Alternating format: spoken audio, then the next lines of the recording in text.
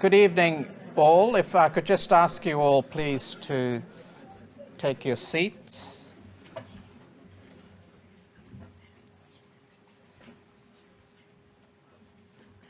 Well, let me extend a very warm welcome to all of you and to thank you for joining us here this evening for the 2025 Southeast Asia Oration. My name is Peter Varghese. I'm the chair of Asialink, and I'm delighted to introduce this special event. Before we begin tonight's proceedings, the University of Melbourne would like to acknowledge the traditional owners of the land on which we meet today, the Wurundjeri Woi Wurrung and Bunurong peoples of the Kulin Nation, and we pay respects to elders past and present. Let me, on a housekeeping matter, also advise everyone that this evening's proceedings will be recorded, and so if you have a question in the Q&A session of the event, your voice will be forever recorded. Tonight's oration will be presented by Maria Ressa, a Nobel laureate, distinguished journalist, and the founder and CEO of Rappler.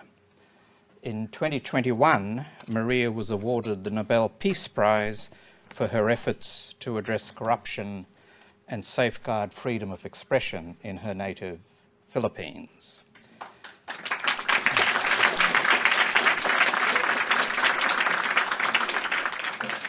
This event is proudly co-hosted by Asialink and the Asia Institute, both located at the University of Melbourne and sponsored by the ASEAN-Australia Centre, whose head will shortly introduce our speaker. Asialink is Australia's national centre for engagement with Asia. It develops capabilities, connections and insights across arts and culture, business, education and diplomacy. And the Asia Institute is the home of Asian languages and societies at the University of Melbourne. Its academics are at the forefront of research into the intellectual, legal, political, economic, cultural and religious traditions and transformations of Asia and the Islamic world. This oration is designed to hear the voices of senior leaders across Southeast Asia. It recognises that Australia's engagement with the region must involve both the mind and the heart, that it flows from an understanding of mutual interest as well as mutual understanding. The Australia-Southeast Asian connection is, of course, a story at many levels, a narrative of government-to-government relations, of connections forged in commerce, of diaspora groups building distinctive bridges between Australia and their countries of origin, and of individuals in civil society and professional organisations who understand that we have much to learn from each other. There is nothing static about the story of Australia and Southeast Asia. It has changed over time as both Australia and the region have changed. It has gone through periods of neglect, anxiety, imagined bounty, indifference, exhortation, and controversy. The one constant in this relationship is a recognition that Southeast Asia is Australia's strategic hinterland. Its internal stability and its external positioning are and will remain critical elements in Australia's strategic peace of mind. Southeast Asia is at the geographic centre of a shifting strategic environment. It has no interest in a new Cold War. It wants a region which is not forced to choose. It sees balance, not hegemony, as the best outcome. As a US ally, Australia, of course, has its own strategic perceptions. But while our perspectives may differ, it is also the case that Australia and Southeast Asia occupy a common strategic space and that our strategic futures are inextricably intertwined. The next decade will test many elements of the policies of both Australia and the countries of Southeast Asia? Can the US and China manage competition short of conflict? Is it inevitable that a strategic competitor morphs into an enemy? How far will decoupling go, and at what economic cost to all of us? And how do we find the vocabulary to re-prosecute the case for an open economy and a liberalising trading system at a time when the siren calls of self-reliance and protectionism grow ever louder? ASEAN's rise and cohesion has been a great stabiliser of the region, but ASEAN also reflects the great diversity of Southeast Asia, where there is no single culture or view of things. It is a place of many languages, religions, and civilizations. So in many ways, Australia's ability to engage with Southeast Asia is a test of something bigger: our ability as a nation to deal with difference and diversity, to forge partnerships which transcend language or values, to move beyond our comfort zone. That is the backdrop to tonight's oration. Asialink and the Asia Institute are grateful to the ASEAN-Australia Centre for sponsoring tonight's events, and I would now like to invite the head of the ASEAN-Australia Centre, Fiona Hogarth, to introduce our 2025 Southeast Asia Orator. Thank you.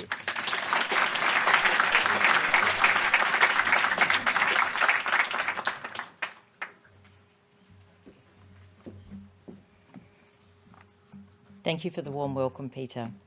And I'd like to join you in acknowledging the traditional owners of the country on which we meet, the Wiradjuri people of the Kulin Nations, and their elders past and present, and any Aboriginal and Torres Strait Islander people who are here this evening. It's an absolute pleasure to be here representing the ASEAN-Australia Centre at the 2025 Southeast Asia Oration. We are honoured to be partnering with Asialink, the Asia Institute at the University of Melbourne to deliver tonight's event, and I thank all of those who worked so hard to make it happen. If I could share a tiny detail, it was that we didn't know that Maria was going to be able to come and when we did, everyone worked together to make it happen, because we just couldn't miss this opportunity, and it's so wonderful that all of you have made time in your busy schedules and lives to be with us tonight. In March last year, 10 leaders of Southeast Asian nations joined Prime Minister Anthony Albanese at a summit on the banks of the Yarra River. And at that summit, as part of the Melbourne Declaration, the leaders agreed to establish the ASEAN-Australia Centre to deepen Australia's relationships with Southeast Asia.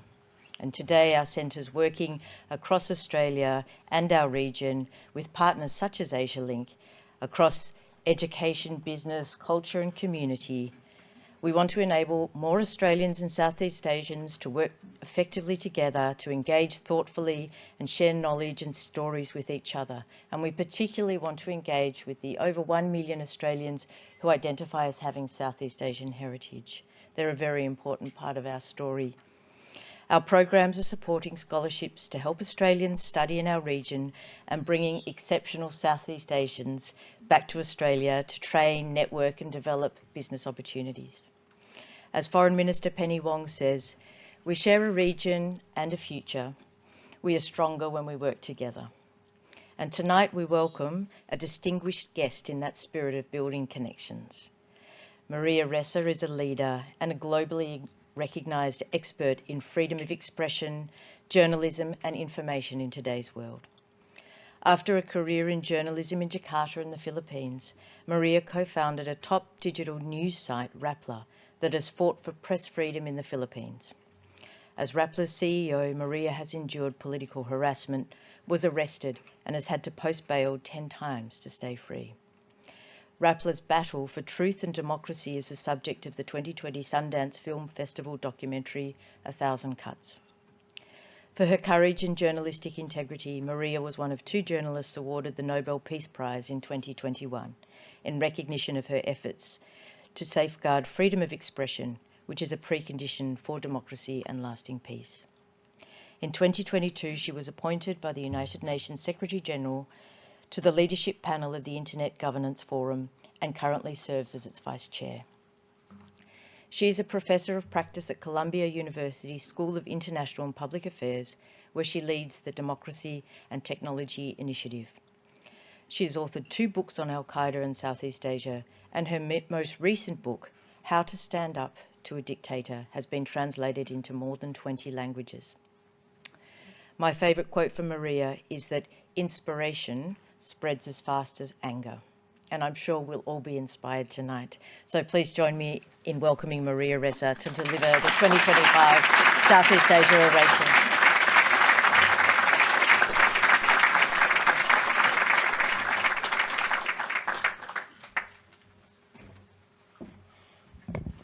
Should I stay here or should I walk? First of all, oh my gosh, this is good. I think let me try. No, the other one. Better, right? Oh my gosh, first of all, thank you so much for taking the time. And in an attention economy, that's huge to get you in the room right off the top. And thank you to the University of Melbourne, to Asialink, which I think the last time you guys had me here was like in the 2000, I was still with CNN, I think. And thank God for the ASEAN-Australia Centre. It's so wonderful that it has been formed, and and thank you. I have so much to tell you. If you've read How to Stand Up to a Dictator, the things I'll show you are a step forward, at least 2 years in advance. I first want to say, magandang gabi po sa inyong lahat, and for ang daming Pinoy eh. And for my Indonesian friends, my gosh, salamat malam. It's so also, salamat malam. All right. The 4 key points, right? There's going to be a lot coming at you. I think the first is the discovery of how our world has been transformed. And it's personal, it's organizational, and it's national, right? But when you put all the nations together, it then becomes global. The second, what's the tech that enabled all of this? And the third, what are the harms? Why should you worry about your kids? Why did Australia put a 16 years old and below stay off social media, right? And then the last one, I'm not going to leave you depressed, right? We really have found some ways moving forward, but it will require all of us to be able to do this. And that's part of the reason I'm in Australia. And my gosh, for the organizers, again, the Asia Institute, ASEAN-Australia Centre, University of Melbourne, and Asialink, you guys worked so fast and so hard, and thank you for getting me here. If you're Australian, why do you want to leave again?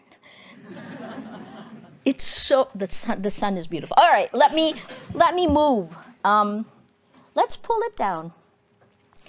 I've said this over and over and over.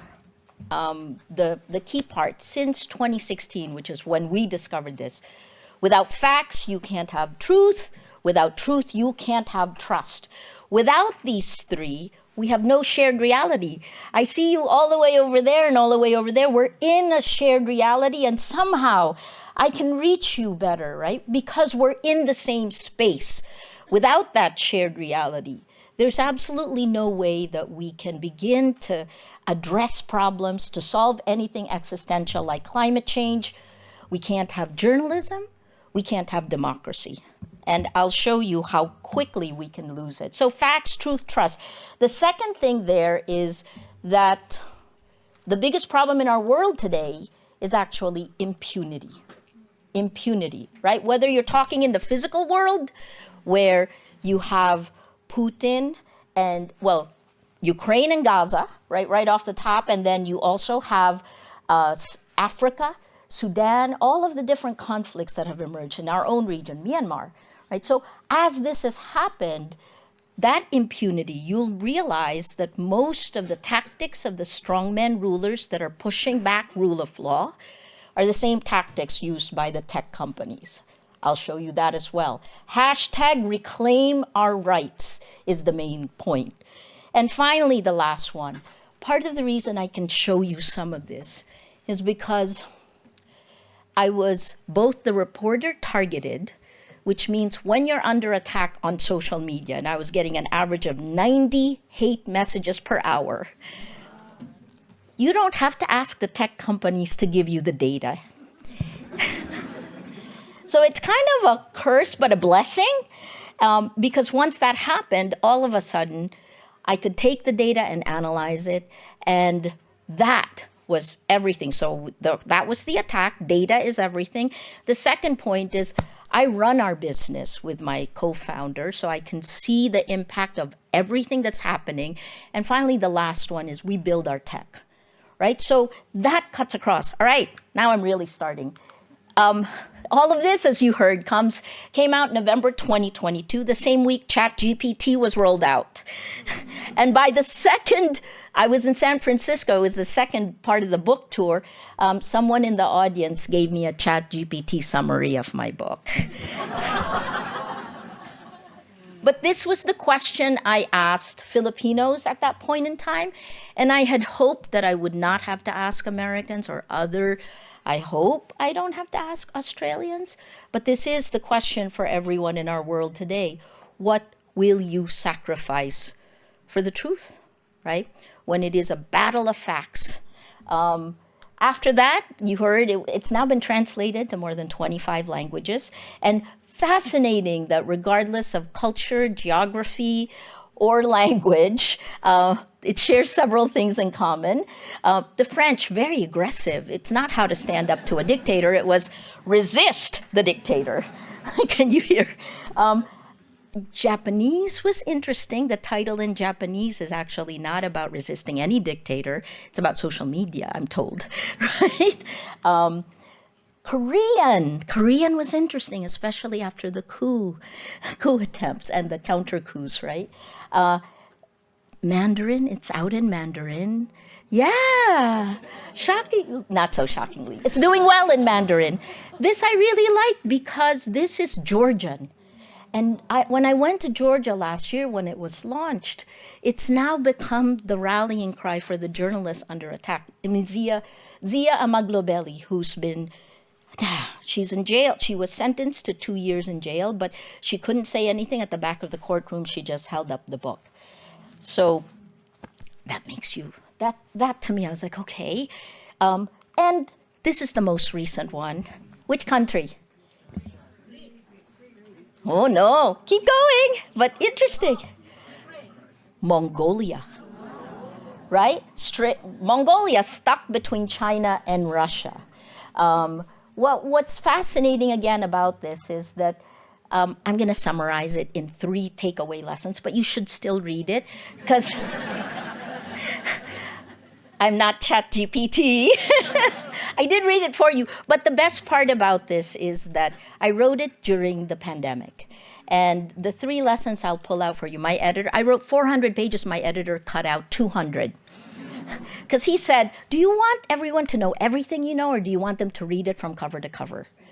So please, I think you'll last through cover to cover. So there are 200 pages there, but here's what I hope the takeaway will be, right? The first is that when the cellular level of a democracy, when the attack against our democracies is person to person, right? And what does that mean? That means when you're on this thing, does anyone not have a cell phone here? Oh, is anyone not on social media? Wow, Peter. Okay, but have you tried generative AI? The chatbots, okay, so he's there too. You'll see this, right? So when you're on here, you now have been targeted, right? And I'll go into the technology more. And when you're targeted, that means the defense, or you could call it the resistance, is bottom up. Person-to-person defense of our democracy. That's why please ask yourself, what are you willing to sacrifice?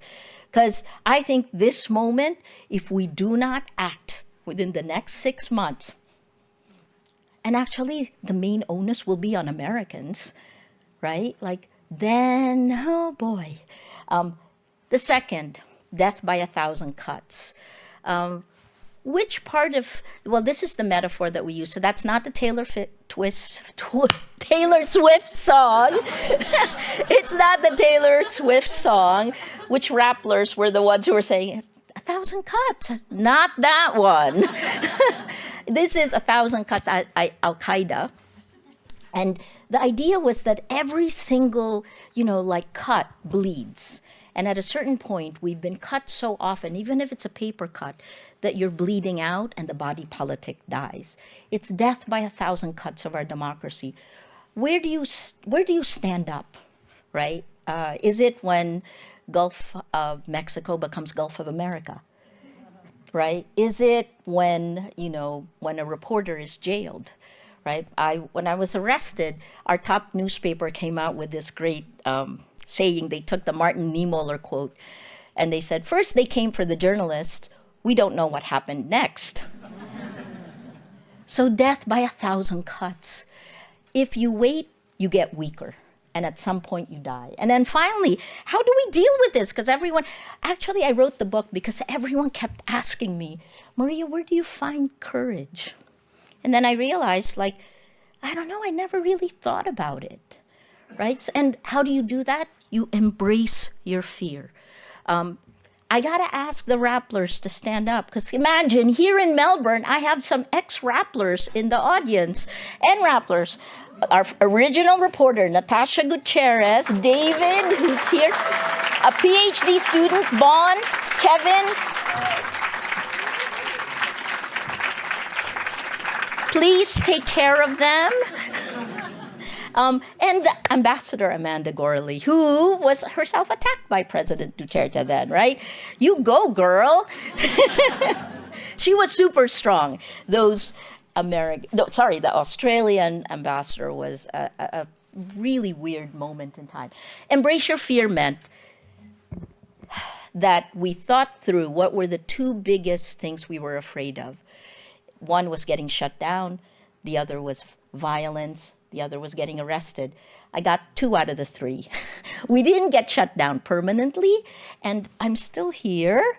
It's interesting, because my lawyers told me, you can't go up against the government, Maria. You should be talking to the government. I always talk to governments.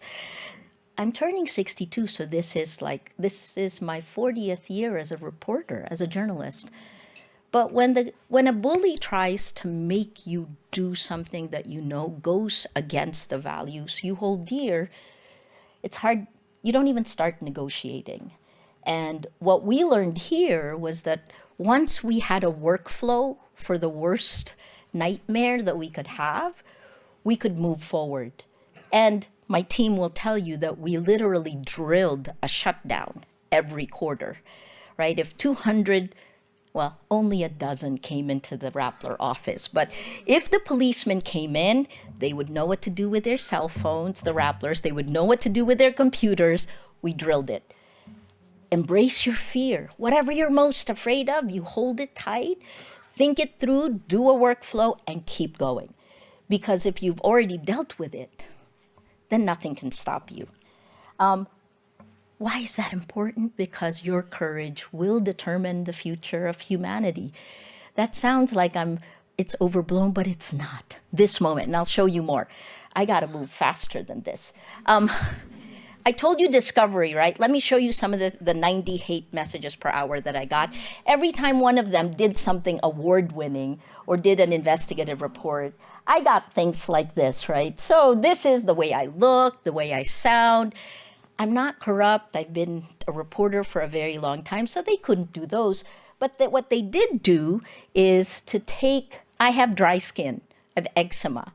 And what they did is every photo, they began to make it look really bad. And for a little while, I was embarrassed. Then it got worse. At a certain point when I got used to that, then it became dehumanizing. It took me a little while to be able to show this to you, but I figured it was already public on the internet. The person who sent this to me was my mom. I mean, it was all over, right? And why? Because they called me scrotum face, right? Because I have dry skin. And the crazy thing is that they look for your weakest moment and they try to make you voluntarily give up your rights.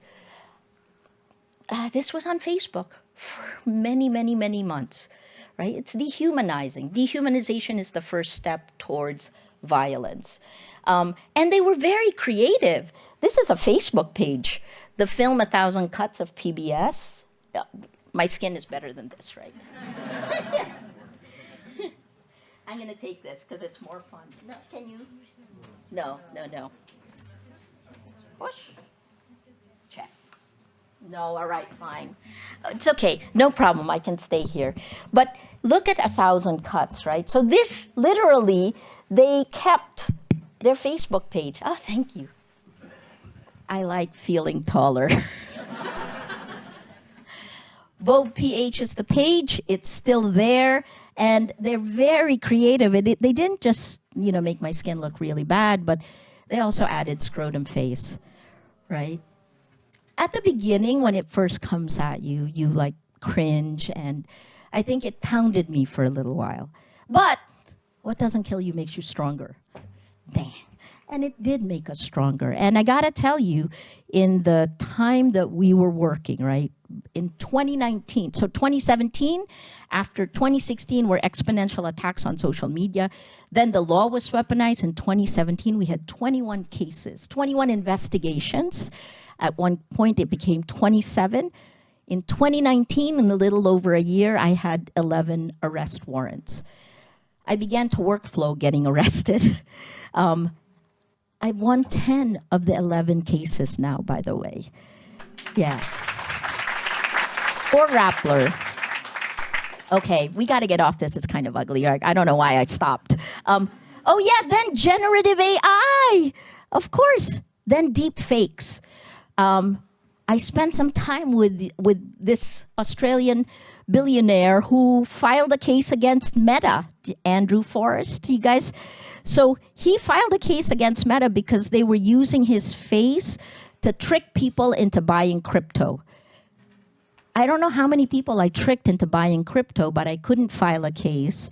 But it's there. I now have deep fakes that tell people with diabetes to throw away their insulin. If you see that, that's not me. And I'm not selling you crypto, okay? So that's the discovery part. It's very personal. But why is that interesting? Because what we found out was that people believe it. When a lie is said 1,000,000 times, it becomes a fact, number one. And number two, those networks continue, right? So let's go to the tech that enabled it. That technology, artificial intelligence, is neither artificial nor intelligent, right? It's actually been around for over 70 years, and it was a marketing term. Actually, between academics, there was a rivalry between academics, and they wanted to just catch your attention. And this is now what is driving our world. And I'll take apart the two things that are there.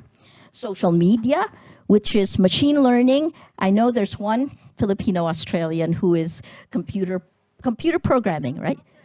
Software engineering at University of Melbourne, right? So what is this?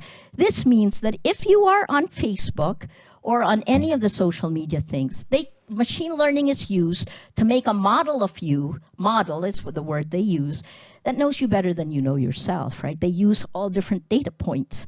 Facebook says, actually it was Consumer Reports, said that Facebook had more than 2,300 different big data sets for every one of us, right? But here's the thing, get rid of the word model and replace it with clone. You have a digital clone, did you say yes to it, right? So that's here, machine learning came in, created your digital clone, and then AI came in and created this massive database for micro-targeting. That then is sold. Your weakest moment to a message is sold to a company, a country, and they have your clone, right? So that is advertising. By the way, in 2023, only 6% of about $850 billion advertising industry globally, only 6% was effective. Ask where the rest of that money went, right? Okay, oh my God, I'm gonna depress you. Wait, please give me like 5 minutes. When it's 5 minutes, I will stop. Generative AI.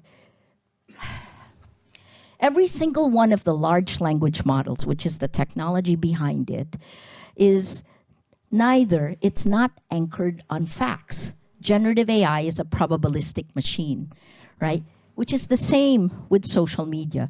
So the technology that is ruling our world today, none of them thought making it factual was important to the world, right? So let me then show you what's happened. Right, so these are the two things, generative AI. Deep fakes now are out. The enshittification of the internet, that's Cory Doctorow's word, is out. It's full steam ahead. The number of scams have increased. All right, I gotta go faster here. Let's, on the social media part, right, I used this in, I'm gonna say 2011, right? The tweet or the post is what you see at the top. It carries an emotion. That emotion, the design of social media, in 2018, MIT did a study that showed lies spread 6 times faster on social media. MIT, 2018. That was before Elon Musk bought Twitter and turned it to X. It's significantly worse today. But here's the other part. That emotion spreads on social networks. Those social networks, over time, change behavior. They hacked our biology to change the way we see the world, the way we feel.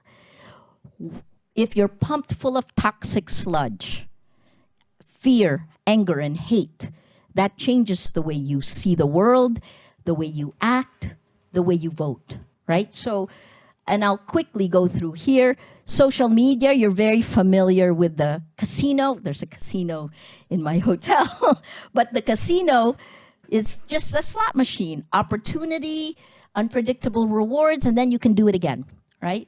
And what has it done around it? It's information warfare, the impact on you personally, on your organization or your group, because we behave differently in groups.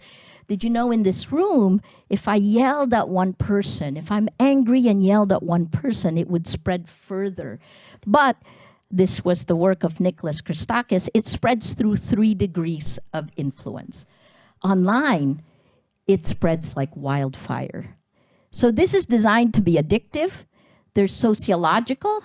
And finally, the last one, and this I worry about our kids, and why the last time I was in Australia, I was like, yes, do 16 years old. Emergent human behavior.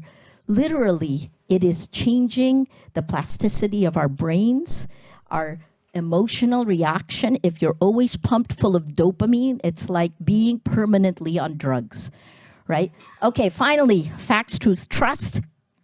Shortened attention spans. This is what's happened. The us against them is normal. When did politics become a gladiator's battle to the death? When did lying become the way to get elected? When did using fear, anger, and hate? Well, that's part of it.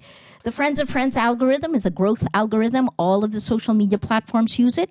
In the Philippines in 2016, we didn't argue or debate the facts. But when President Duterte was elected, I'm looking at Amanda, if you were pro-Duterte, you move further right. If you're anti-Duterte, you move further left. This is how the echo chambers are created, and over time, that division grows, right? And I'm quickly going through here this has been going on for 20 years, guys, right? The splitting apart of creation of journalism from distribution was around 2014. And what did that mean here? Electoral integrity. If it changes the way you vote, 72% of the world today, this is VDEM, March this year came out with a report that said 72%. We are electing illiberal leaders democratically. And I'll show you why. And finally, this last one. Online violence is real world violence. The way propaganda works today is not about making you feel China's fantastic. It's about exploiting the fracture lines of society. And the 2 fracture lines in almost every country we worked in was gender and race. And I'll show you quickly through it. Please give me a time. I can still keep going. 15. All right. Okay, I'll go through this quick. This is how we discovered it. We systematized it. It's a company called Nerve, the sister company of Rappler. Underneath Duterte, I couldn't say that because then that would have gotten, legal challenges as well. I got to tell you, it was really hard to survive those years. But this is where we've worked, and I want to show you some of the findings in the report. The US information ecosystem, 3 years of data, structured and unstructured. That means data from all the publications and simultaneously unstructured big data from social media. I want to show you, I'm going to tweet, I hate to tell you, I'm going to go to Blue Sky and share that link, but there's a lot of findings there, but I want you to look at this because what did we learn? Same thing happening in Australia. A generation gap that's gotten even bigger because the way you vote is based on where you get information, where you get your news. And what's fascinating, we looked at these three, immigration, abortion, and Gaza. And look, 55 and up, we're still kind of safe because we stick with traditional news groups. 35 and 54, the guys have young families moving forward. But look at 18 to 34. Social media is the top source for all issues. Social media is where information operations, information warfare happens. I'm going to take you forward in immigration, right? The very last report we did on immigration, and that's Kevin's work here, is Southport riot. And I'm going to show you how you first seed a meta-narrative, right? People may not believe it when it's seeded, but then you pound it repeatedly, opportunistically. This is what happened in Southport. Let me show you what that looks like. The narrative was seeded super early, right? These meta-narratives are seeded here in Australia. Then it was reinforced, and you can see it here. Here's the seeding, November 2022, and it happened in 2024, right? Echo chamber reinforcements. These networks work together over geography. The crisis exploitation, so again, opportunistic pounding, and then hook up all the major actors, and you normalize those immigrants. They're really bad. They're criminals. Actually, this is what we're seeing globally. And starting from Hungary, where Hungary actually has it in its constitution, right? The white replacement theory, we're living through a strange time, but the technology is literally helping change reality in front of our eyes. And I worry about violence, right? Okay, hopefully the last bad thing before I give you the solutions. This is in the Philippines, where if China does move and tries to take Taiwan, we think it'll go first through the West Philippine Sea. That's what we call it in the Philippines, through the South China Sea. So we're in the front lines. And you can see the timeline of posts here. It's increasing year on year, the information operations. So we look at the number of posts, we look at the meta-narratives, and we cluster the narratives together. We also show you which networks actually spread it, and that's here. Oh, go back. So I want to show you here how it changed over time and how it's connected to your domestic politics. I'm going to move here. Back. Okay. So in 2018, that was when we began to see. So the Duterte networks helped him get elected, right? And Facebook sent someone to the Philippines for the 2016 elections, the same as in the United States. But look what happened in 2019. They began to coalesce, right? And then what happened during the pandemic? It got even worse. So the networks expanded. But then what happened after that? In 2021, the networks began to shift. Why were they shifting? Because the North and South, Duterte and Marcos accounts began to shift because we were being manipulated in a whole other way because they were fighting, right? So then what happened in 2022? Oh yeah, they separated, right? I mean, in 2024, in March this year, President Marcos arrested a former President Duterte and sent him to The Hague, right? Oh yeah, did I mention that?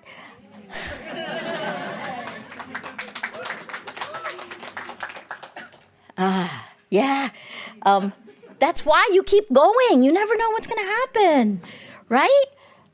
Okay, so these are the networks. All right, these are the harms globally, and I put them all on one slide so you can be like, bulabog in Tagalog, meaning, shock and awe, and I'll quickly go through. Chris Wiley was in Australia when he said this in 2019. Colonialism didn't die, it just moved online. Surveillance and digital colonialism, those algorithms, the biased and oppressive AI systems are coded. When you have one editor making an editorial choice, it's that choice for that story. When you have a machine doing it, it's tens of millions of times, right? Biased and oppressive AI systems. Oh, by the way, around 2016, where were the content moderation groups? Where were they working from? Warsaw and Manila. So there's a whole documentary from a German network that shows you what we went through. And that's the exploitation of data workers. We in the Global South clean up the data for you in the Global North. So you have to use them with caution, right? Here, the environmental damage, my God, we don't talk about it enough.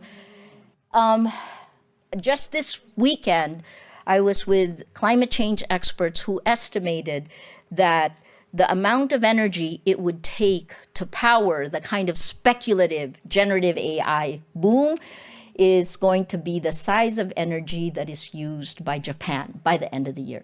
So that amount will be needed, and by 2030, it's the amount used by India, right? So the growth of the energy, and at the time when climate change is getting worse, we're demanding more. All right, and then finally, of course, I already started talking about the destruction of agency and democracy. Did I depress you enough? All right, now I have solutions, and there are only 10 slides left. No, I have 10 minutes left. Okay, I'm running out of air. Would you like better, that one or this one? Either, good, doesn't matter. All right, here we go. So, the first thing we did is in November of 2022, about 300 Nobel laureate civil society groups came up with a 10-point action plan. I put it down to 3 buckets. The first one, surveillance capitalism, the one that allows to get your data which makes data privacy a myth. Well, let's stop it.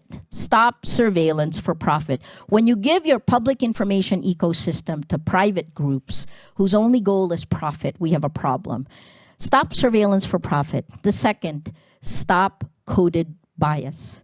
Because if you are a woman, LGBTQ+, if you're an ethnic minority, if you are brown or black or marginalized in any way in the real world, you're further marginalized online. And then finally, the last one, journalism as an antidote to tyranny. And I'll say this at the National Press Club on Monday. Given the trends that we are seeing today, small and medium-sized news organizations may die within 6 to 8 months, right? And I'll show you. I won't have time, I can tell you why. So here's the solution. How do we rebuild trust? We have no facts, no truth, no trust. We do it through 3 ways. This was always the way, my elevator pitch for Rappler is that we build communities of action, and the food we feed our communities is journalism. David was in charge of community. Bon was in charge of community. He has a PhD from University of Melbourne, and she's teaching here. So, our pillars. I'll go back, right? So journalism, community, technology. Remember those 3 things. For journalism, Mark Thompson, who now heads CNN, and I chaired the International Fund for Public Interest Media. It's an IO based in Paris. And over the last year and a half or so, we've raised about $60 million. It is going to news organizations as a straight out patch, right? Just straight out. You're going to need this. And these are the kinds of people. Oh, yeah, Australia donated to that also. So $60 million, and these are after last year, 2024. We've increased these news organizations' earned revenue. We've increased the audience reach of their content. And we still have DEI despite what's happening in the United States. Distribution and community, right? This part, you might have seen me talk about this because I talk about this all the time. Since we live in a corrupted public information ecosystem, you can't just say, throw your hands up and give up, right? You have to organize yourselves. And what we did was we took about 150 different groups. This was beginning in 2022. We organized ourselves, 16 news organizations. I like calling this radical collaboration. 16 news organizations. We signed a data privacy agreement with each other. We patched a data pipeline to all the 4 layers of the facts first pH pyramid. 116 different groups that includes the church, human rights groups, environmental groups. Every single person, actually, imagine if all of the University of Melbourne were to share one fact check daily with emotion, but you cannot use anger. That's what we asked our partners to do. And then NERV mapped it every week. And what we found was when you share a fact check with emotion, it spreads significantly faster, and inspiration spreads as fast as anger. It's a group, right? This is the best of humanity. Instead of the worst of who we are, this is how we organized. And then those universities, then we gave the data pipeline, because academics don't get real data. So we gave them the data, and the agreement was that you needed to tell the public every week, what is happening? How are you getting manipulated? What is the meta-narrative? And then you get your peer review later. And some of them took up to a year later before they got the peer review. But the data was very helpful, and they helped the public. And then finally, the last one, you cannot have rule of law if you don't have facts. And 6 legal groups kept all of us accountable. As soon as we launched this facts first pH pyramid, the government, the Solicitor General, filed a case against me and Rappler for, get this, prior restraint. For the non-lawyers, it's like we censored people when this is already out in the public, right? I have 2 minutes left. Oh my God. All right, let me quickly finish this. This is NERV's work. We mapped it. Amanda, you will love this. This is the breakdown of the Philippine information ecosystem by cluster. The people who cluster around news, that's probably our age group. And then look, MOVE is the civic engagement arm, was its own little cluster. Artists tended to cluster together. Activists tended to cluster together. And here's the part. After I saw this, I really began working very closely with the Vatican and Pope Francis, the faith groups. All right, I'm out of time. This is the moment we took over the center of the public information ecosystem in the Philippines on Facebook. The blue, based on eigenvector centrality, the sizes of the circles, means its ability to spread. The orange are our linkers, they're our partners, and the yellow is the spread, right? That's based on data. Kevin tried to figure out how to show you what that looks like. All right, the last one, tech. Please, please, please, please, please. 2 groups abdicated responsibility for protecting the public information ecosystem. The tech companies who wanted more profit, and democratic governments that didn't protect us, right? This is not a free speech issue, it's a safety issue. It's like having poison in your water, right? So what we did is we began to look at deliberative technology. What does that look like? And I looked here to Taiwan, I looked to France and Germany, and then I saw the Matrix protocol, and I'll show you what that is. These are the challenges it addressed. I have 3 slides left. 150 million addressable users as of 2 years ago, so this is significantly better. But the Matrix protocol was created in 2014, and look at who's on it. all the French government websites, all the German government websites, the German military, NATO, the US Navy. I mean, the intelligence groups, if they're protecting themselves, why are they not protecting us, right? So what we did was we built a new use case. This is what it looks like. So let's say, please, I dream big. So this is Rappler, this is ABC Australia, this is CNN, right? So let's just say, you know, Joe follows Rappler, Lisa follows ABC Australia. Lisa and Joe can talk to each other, because we're in the same matrix protocol, without us ever exchanging their data, right? It's data privacy, it's end-to-end encrypted, and it is open source. Near the end now, last 3 slides. Chatbots. The internet as we know it is already dying. And that is with the scams that you're gonna be living with. So we started building our own chatbot, and that chatbot is anchored in facts, right? If you're using the commercial chatbots that are out now, the error rate, and this they release themselves, goes anywhere from a high of 79%. They call it hallucination. I call it the error rate. So 79%, and at best it's 16%, 1/6. If you anchor it, your bot, if you create a data lake, an ontology, and anchor it with a graph rag, you can get it below a 2% error rate. Below a 2%. Yes, computer science. It's actually really cool, but building the data lake of all data lakes, that's the dream. I'll leave it with this. We rolled it out very quietly December 2023, because the Philippines is Asia's largest Roman Catholic nation. And if it failed, everyone would be on vacation. It was a great way to test it. And now now it's out. And when we had our midterm elections where nobody knew what was going to happen, it really worked. We were on the Matrix protocol. And please, you build communities of action, please download, try it out, try the Matrix protocol. Our goal is radical collaboration. Part of the reason I'm in Australia is to ask you to join us, right? University of Melbourne, Asialink, all of our sponsors. I think this is the way forward if we want to have information integrity. There's a lot more. Did I bore you? That's it. Thank you.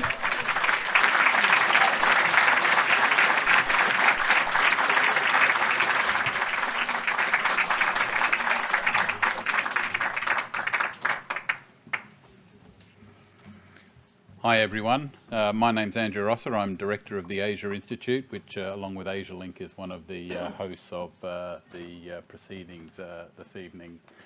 Thanks so much Maria for a really engaging and thought-provoking presentation. We really are thrilled to have you with us in Melbourne at this event.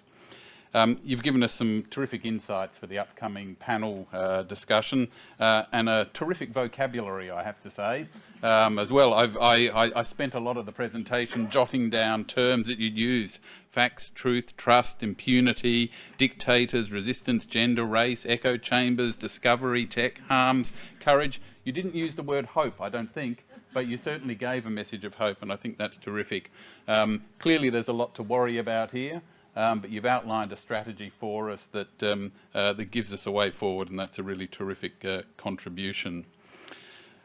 I'll now invite this evening's panel speakers to join us on stage. Please join me in welcoming Michael Wesley, the Deputy Vice-Chancellor, Global Culture and Engagement and Professor of International Relations at the University of Melbourne. Laura Tingle, the Global Affairs Editor at the Australian Broadcasting Corporation.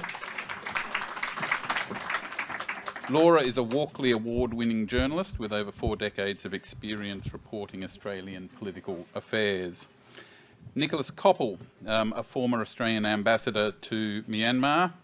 Nicholas has had a series of senior diplomatic appointments in addition to being ambassador to Myanmar, having been Deputy Ambassador to the Philippines, Deputy High Commissioner to PNG, and Special Coordinator of the Regional Assistance Mission to the Solomon Islands. He's also currently president of the Australia-Myanmar Institute. And finally, Ken Setiawan, who's senior lecturer in Indonesian studies and deputy director at the Asia Institute. Ken has published widely on the politics of human rights in Indonesia and is a co-editor of the recently published Routledge Handbook on Human Rights in Southeast Asia. So everyone, please join with me in thanking Maria again for her speech and welcoming the panel.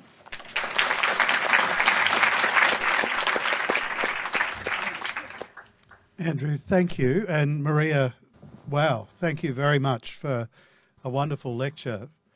There was a heck of a lot of tech in that, and I can't claim to have understood very much of it, but I want to go back and ask a question of you, and then I'm going to ask the same question of Laura. When you were speaking, it brought to my mind something that Hannah Arendt, the German American philosopher who watched the rise of the Nazis in the 1930s. One of the things she wrote, which I thought was really profound, is she wrote that the objective of lying in politics is not to substitute one truth for another, but to create a general climate of cynicism and apathy. So when you were talking about fact-checking and verifiability and so on, what do you do about the culture of people saying there's no such thing as truth?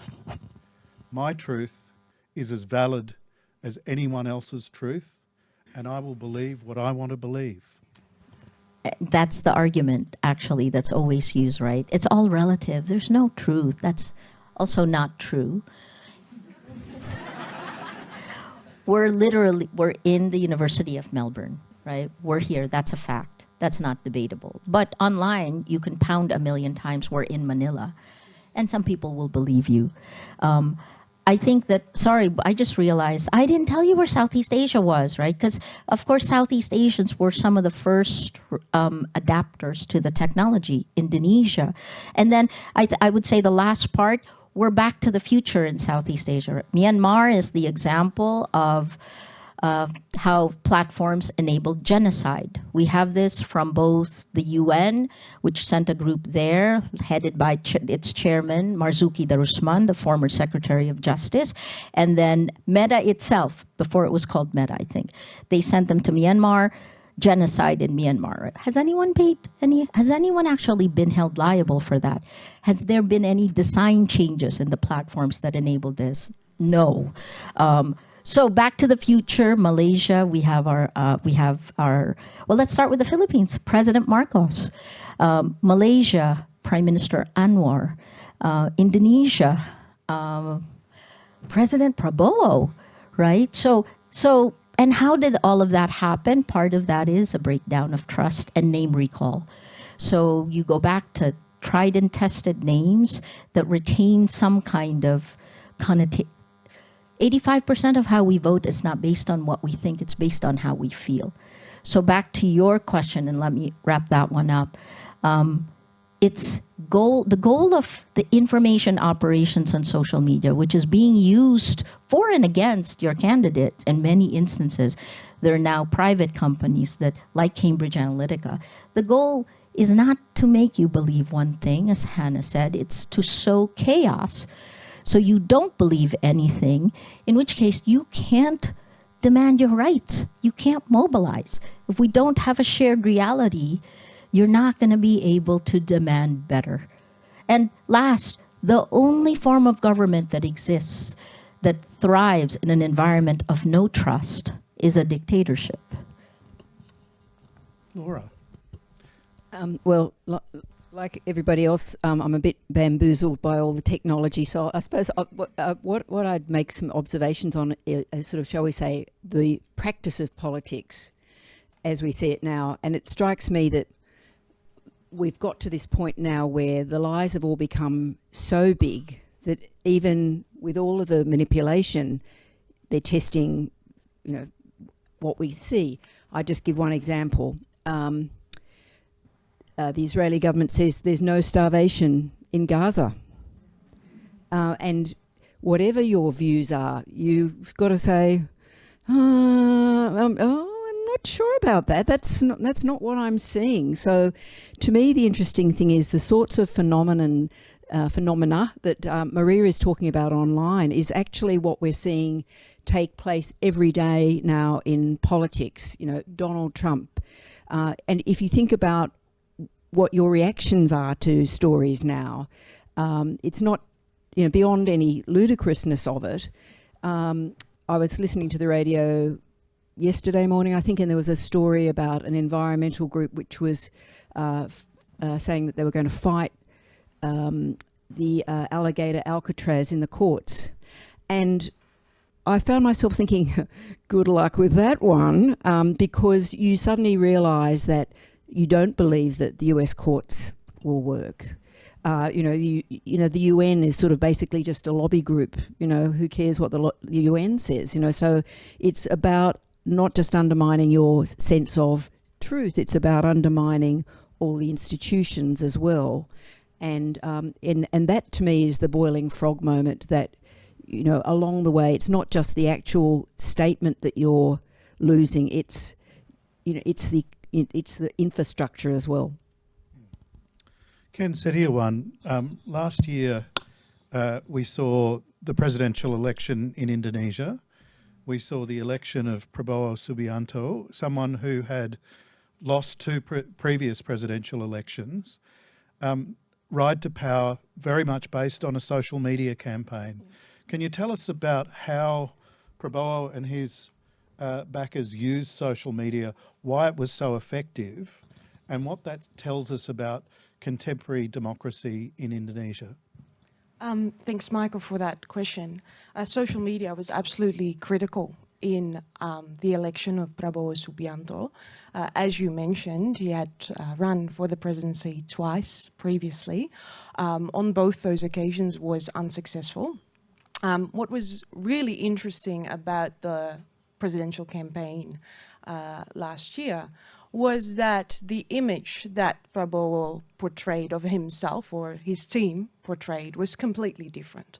So whereas in 2014 and 2019 there was this the image of a military strongman, and I think, you know, in many ways quite accurately portraying him as a populist, out came this cute, cat-loving, cuddly grandpa, and that was with images enhanced by, or, you know, changed by AI, and it made Prabowo look as, you know, not dangerous. Like I said, cute, cuddly, you know, and that absolutely contributed to a more positive reception.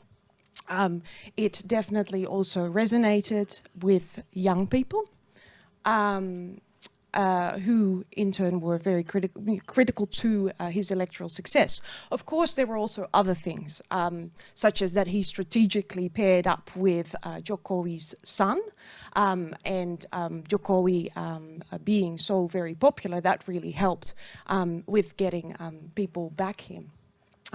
But social media actually was absolutely critical to his election. And if I can just go back to that image. So whereas in the previous iterations, there was this image of a, you know, a military strongman, a populist, that also really didn't avoid the connection with the past, with that he was a general in under the Suharto regime. So by portraying him as, you know, more, I suppose, innocently, that actually also just conveniently ignores all of that. So if even when people knew about his background, then they would say, oh, well, but it doesn't look so bad anymore.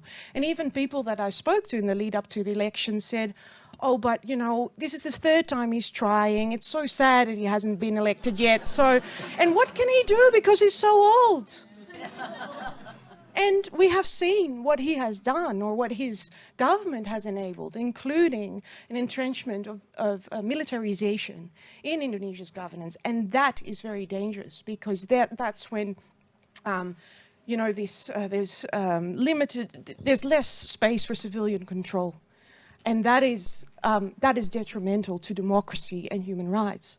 And when Maria spoke about, you know, this question, what are we giving up? I think that's a question that resonates also in the Indonesian context. Nicholas, I'm going to come to you, and I'm going to pose a general point, and I'd like you to respond to it. In a way, there's a close correlation between strong men, and they're all men. I'm thinking of, you know, Duterte, I'm thinking of Modi, I'm thinking of Prabowo, I'm thinking of Trump, and social media. One of the things that, you know, I think about a lot is that social media is actually an alternative form of democracy, because someone develops followers and you can see how many followers they have, and they get instant feedback on what they're saying. And in fact, what they say and the number of followers enables them to gain more followers. So is it a sense in which social media is actually undermining the very process of formal democracy by almost making the process of voting an after the fact event? Oh, well, that's a very interesting proposition. I mean, I think if I take the example of Myanmar, where Facebook is installed on phones as people buy their phones, and the data that's used when you access Facebook comes free of charge, which makes it an extremely addictive and useful in a low-income country. So for most people in Myanmar, they get their information through Facebook. So it's a very powerful tool for spreading information, and it has been used, as Maria has mentioned, to spread hatred as well, and against the Rohingya Muslim community in Myanmar, and that's been very well documented. And sometimes it's often, again, fake news. There'll be perhaps an image or a story about a Buddhist woman who's been raped and murdered by Muslim men, for example. And that would be enough, spread through Facebook, to cause riots, burning, and killings of Muslim people. But it is used in, you know, by all sides of society. And I don't think that just building up a following indicates necessarily popular support. I mean, the military commander in Myanmar, for example, had a very large following, and yet it's the National League for Democracy, led by Aung San Suu Kyi, which overwhelmingly won the elections in 2020. I think in the case of Myanmar, the internet has been a double-edged sword. And we saw after the coup in 2021, the military shutting down Facebook and blocking the internet, and then restoring it and blocking it and restoring it alternately as they try and control information. And often it's the timing of information. So they're trying to interrupt, for example, the coordination of protests against the coup by blocking it on particular times. But traditional media, even though Facebook is very important in Myanmar, remains very relevant, and you know, for that reason, the military commanders withdrew the licenses of all the independent media. They arrested well over 150 journalists. 50 of them still remain in prison. And it's been very difficult to get facts and information, which is, of course, precisely the purpose in shutting down the media. And so you have just state-run media or media organisations which toe the government line operating within Myanmar. But the public have become very adept at adopting technology in Myanmar, and virtual private networks have been established. They hadn't been very much used prior to the coup, but there's a very rapid uptake of the technology, which enables people to access international sources of information. I think we're also seeing the resistance movement in Myanmar utilize it, social media, both for fundraising, for spreading information, for drawing attention to atrocities. But it's also being used in doxing and, you know, the naming and shaming of members of the family of military personnel. Those family members themselves may not have committed any offence. They may be opposed to the coup, but just their mere association was enough for them to get targeted. So it's a tool which is getting used and abused by both sides, more so, of course, by the military dictatorship.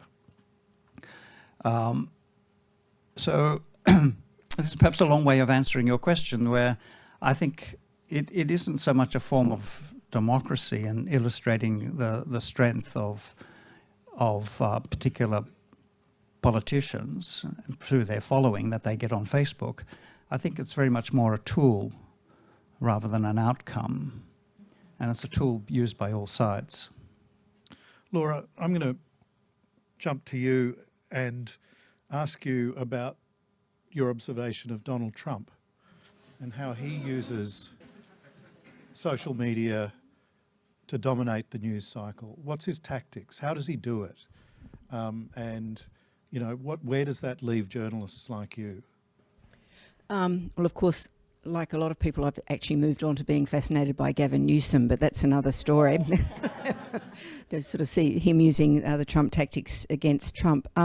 Look, I think it's not just a social media tactic. It's a sort of a broader thing where it's constantly, now we're going to go to Ukraine, now we're going to go to somewhere else. You know, I'm going to solve this war in the next week.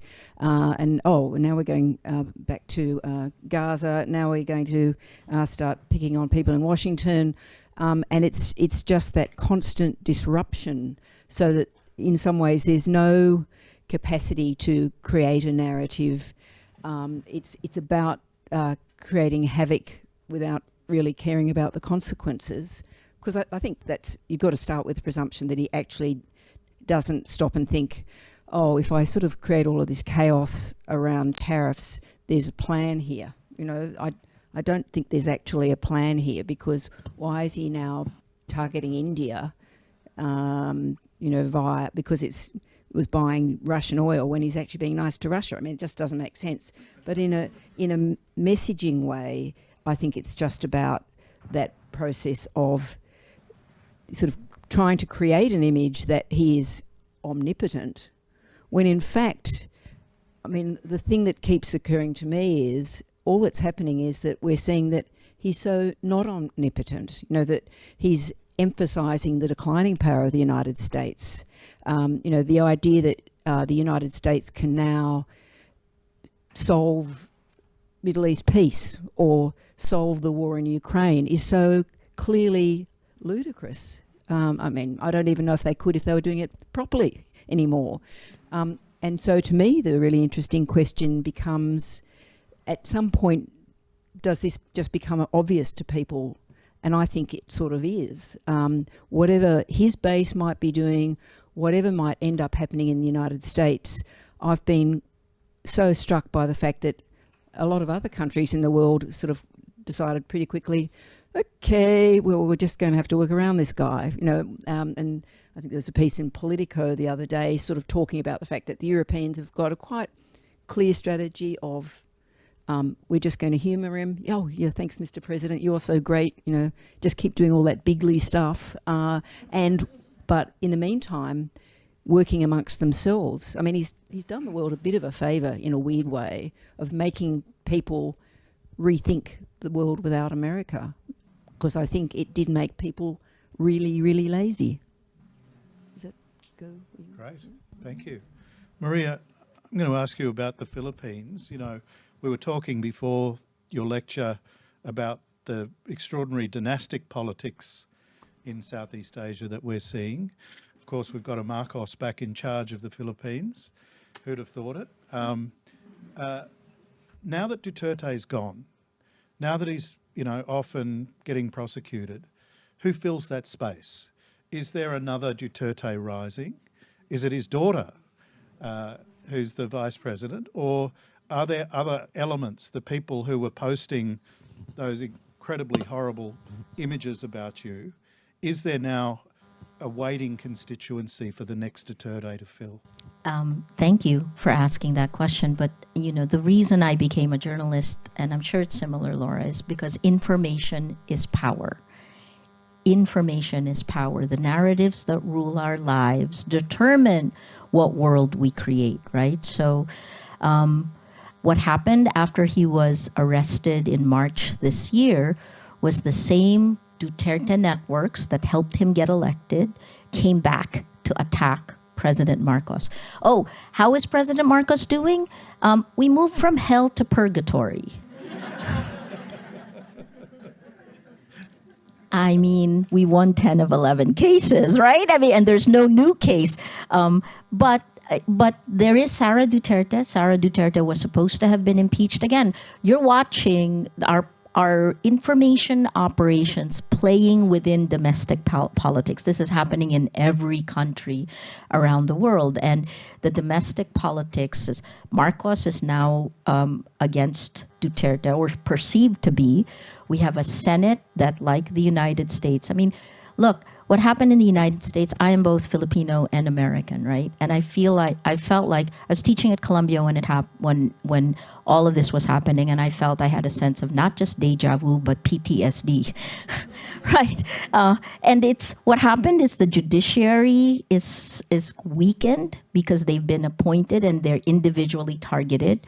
You have a very, very strong executive that is ruling by EO, by executive order, right? 147 executive orders of Trump in his first 100 days, and he is ruling by narrative.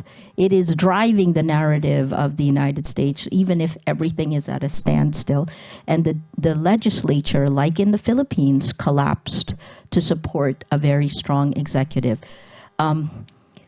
In the Philippines, we're in purgatory and we're hopefully doing better. And I know that the work we've done to show you all of these, I know they look like squiggles. And, you know, when we first did those stories for Filipinos, they didn't get much traffic. But when Duterte really started doing his work, boy, did they get a lot more traffic.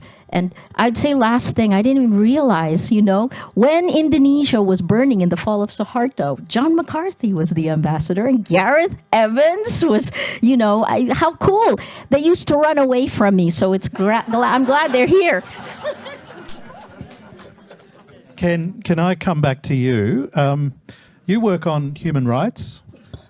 In your view, what are the implications of what Maria was talking about for human rights? Is social media, a boon for improving human rights, or are things not as positive as that? I think that's a really good question, and I'd also like to build on something that Nicholas said before. Social media, of course, can be used in different ways. It is naive to think that it automatically contributes to a liberal interpretation of human rights, that it automatically democratizes our world. I mean, it would be great if it would, but, you know. So, of course, you know, if I look at Indonesia, social media has played an enormous role in mobilizing protests, communication, but also we can think of other initiatives such as election monitoring. Social media plays an enormous role in also alternative media, and I think it's really important to recognize that alternative media actually does, and independent media does a very good job in exposing human rights violations. I think a lot of alternative media in Indonesia offer a lot of social criticisms that they place in a human rights framework, whether we are talking about land rights, indigenous people's rights, past human rights violations, access to water. I mean, the list is just endless.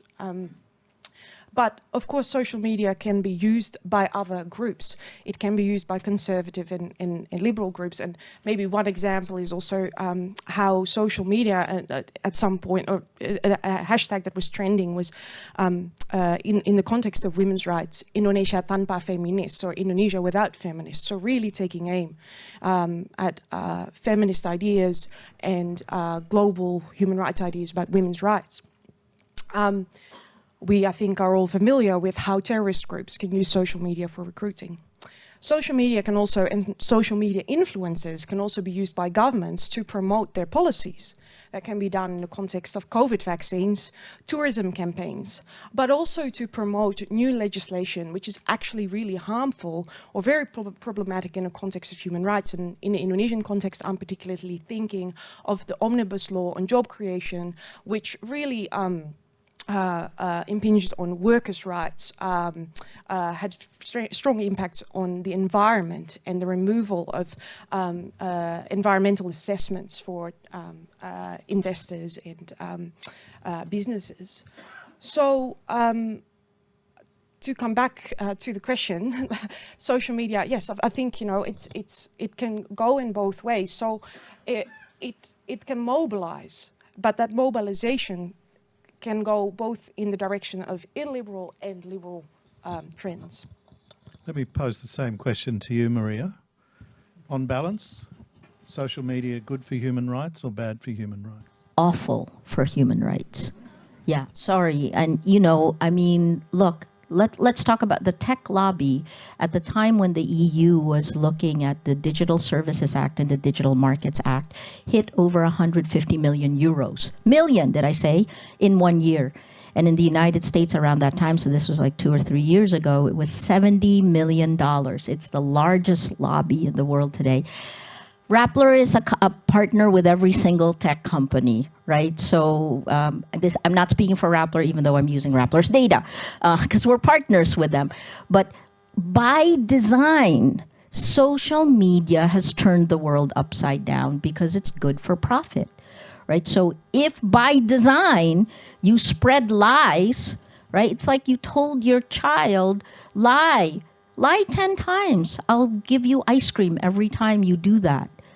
That's the incentive structure. And if you line it with fear, anger, and hate, it can go viral, right? That's the worst of humanity. So no, I think government should be putting legislation in place. I was a target, right? So maybe you don't know until you're really targeted, but you don't want to be targeted.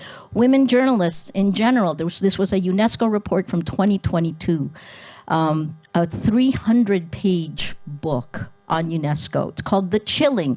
Please read it. Women journalists all around the world targeted, right? It's gender and anyway, it's like, you guys know the Netflix series Stranger Things, right? So they go into the upside down, and the upside down looks like the real world, except it's all yucky and gooey. It's like social media's world is more horrible than the upside down in Stranger Things. It's where everyone is killing everyone. It is toxic violence, toxic sludge. Just let me leave it at that. Now, in about 5 minutes, I'm going to turn to the audience for questions, so please get your questions ready for the panel. Nicholas, you're a former Australian diplomat. What, if anything, should Australia be doing to uphold democratic norms, processes, forces in its region? Well, I think supporting an independent media in the region is very important. For all the reasons we've been hearing tonight, I mean, about giving people access to factual information that's been properly verified before it becomes published. You know, one of the consequences in Myanmar of all the media leaving is we're getting a lot of we call citizen journalists, so people who are still in the country who are collecting information with mobile phones and posting it. But which is good that there's some information coming out that way, but it's not information which is verifiable. And a lot of it is being produced by people who have been adversely affected by the coup d'etat. So it's this boundary between journalism and activism, because it's trying to portray a particular picture, but it's the only information we have. So supporting, and there are a number of media outlets who are originally based in Myanmar, which have now moved to Thailand or indeed even to Melbourne. They need to be supported. one of the reasons they need to be supported is their revenue base has been completely eroded. There's no longer a capacity for subscription. I mean, there's some online subscription, but the selling of hard copies, the selling of advertising is not there.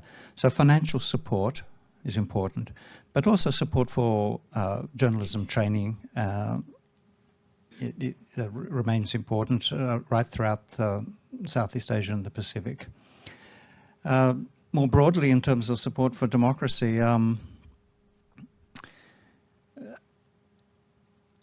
think standing up for breaches of democratic principles is important to indicate to the region where the line is, what should be supported, what the values are that we stand for.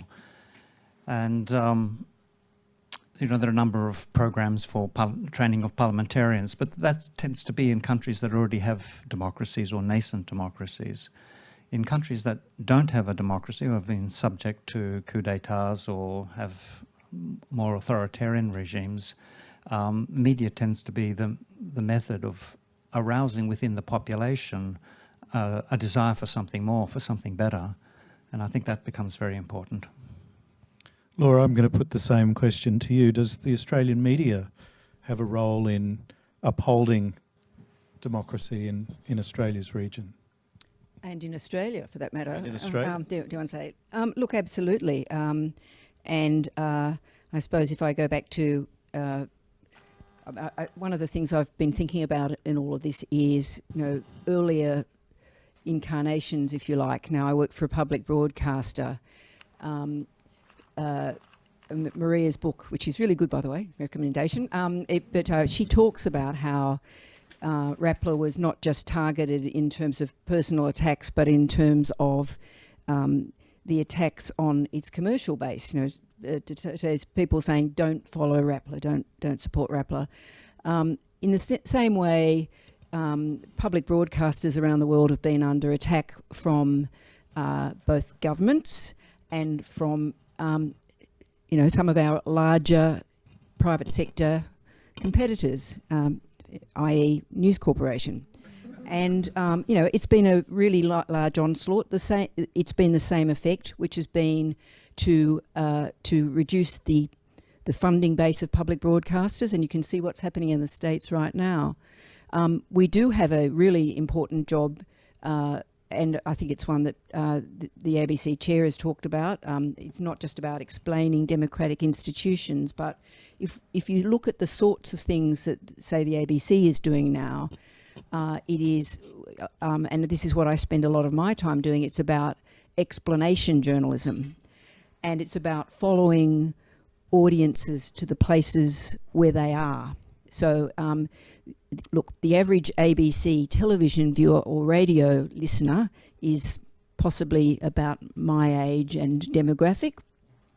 We are spending a lot of time now going onto YouTube, going onto Instagram, going onto TikTok, and doing pieces that say, look, this is what this issue is all about, and doing so in a way which is factually accurate and authentic, and in the hope that, and in the belief that we have to be there providing that information to people if they want it, so that, yes, they might be getting all the misinformation, but on the platforms where they are, they will also be able to go and say, oh, that's what this is actually about. And there will be lots of graphics, and it'll be, fast moving and attractive, and, look just like one of those sort of really groovy things on social media, music and all those things, lots of stuff going on. So, I think we do have a really important job to do, but I think we have to sort of start it at home. And I think it's sort of been interesting. I'm a little bit optimistic in a way. I think, there've been a few good trends. It has become pretty vile here in Australia, but we've seen a sort of a pullback from some of the worst aspects of it, partly as a result of this last election campaign, which is, I think, at least given people in Australia reason to go, oh, that didn't quite work. So, the forces of darkness will gather once again. But I think in the meantime, that is our responsibility, not just to, try to, get the facts out there, but also to explain to people what they mean in a world where social media means that they may not actually have that understanding of the structures that we might once have had as a general rule. Thanks, Laura. Now over to our wonderful audience to ask questions. Of course, there are lots of questions. Please don't make statements. Ask a question and keep your question as short as possible. Can we go to the lady just here? Thanks. Thank you. Good evening. Thank you to Ms. Maria Ressa for your presentation tonight. I watched you on CNN growing up, so it's surreal to be here. My name is Grace Tan Johannes. I am a PhD student at the Asia Institute. I'm a student of Dr. Ken Setiawan. I think my question tonight has to do with journalist safety, particularly female journalists, in the current climate of democratic decline. What are some of the biggest risks that female journalists need to mitigate in this day and age? And in the case of an arrest, what would my rights be and what should I do? Thank you. Grace, thanks for your question. Depends on which country you get arrested in. Indonesia.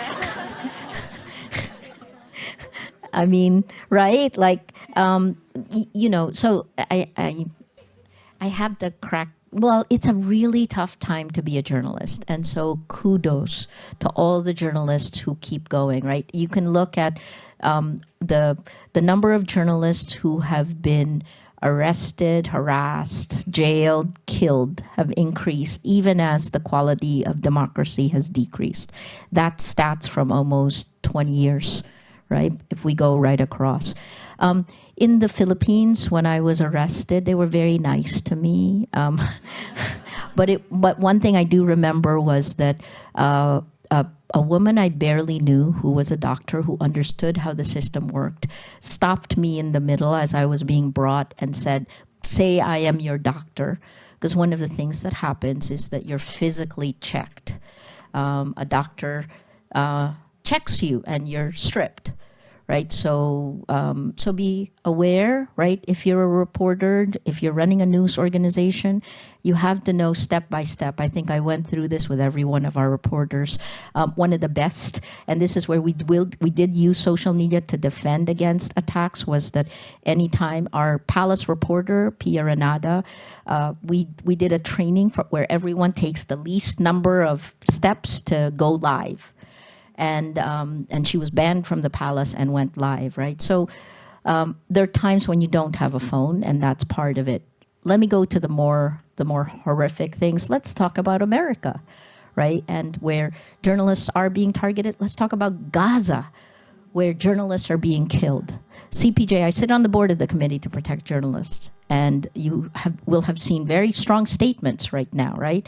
Almost 200 journalists killed, and specifically targeted, repeatedly targeted, despite statements that have been made. So what can you do? I ran security for my team at CNN in East Timor. This is not the old world.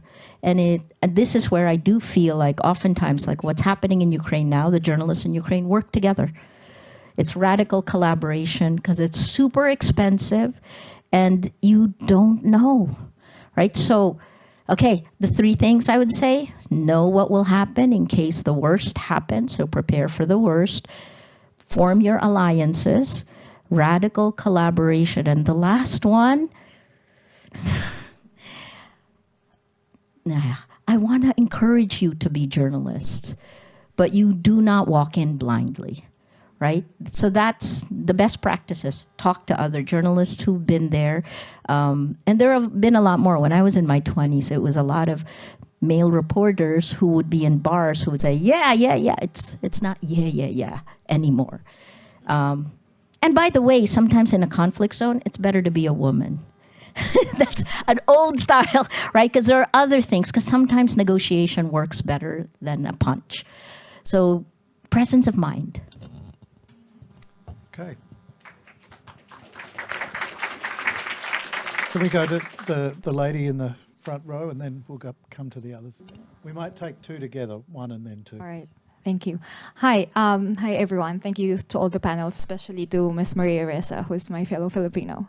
My name's Monique. I'm an aspiring environmental journalist studying here at the University of Melbourne.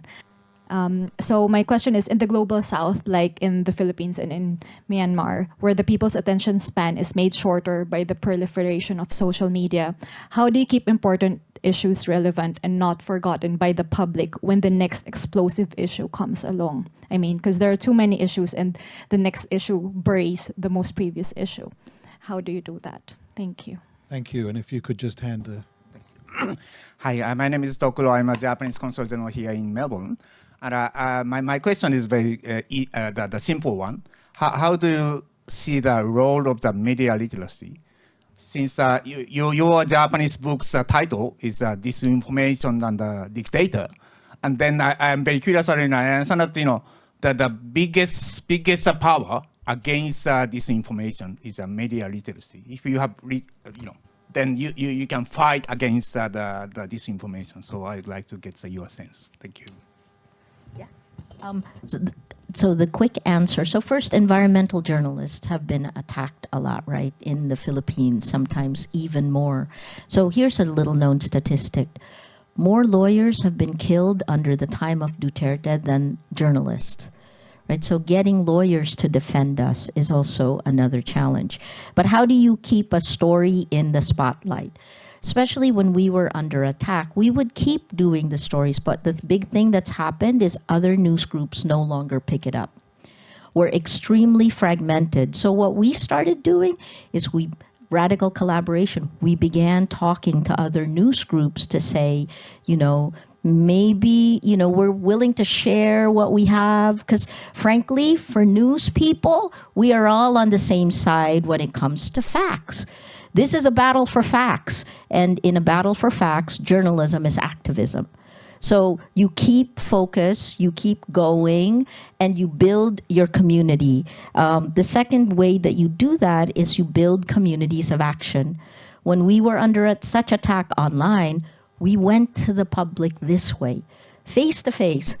Like this, face to face. That's when you actually make connections, and we couldn't have survived without the help of our community. For the Japanese consul, thank you so much. Thank you for translating the title of the Japanese. I think media literacy is the first step of what Move PH, our civic engagement arm, does. Media literacy, right?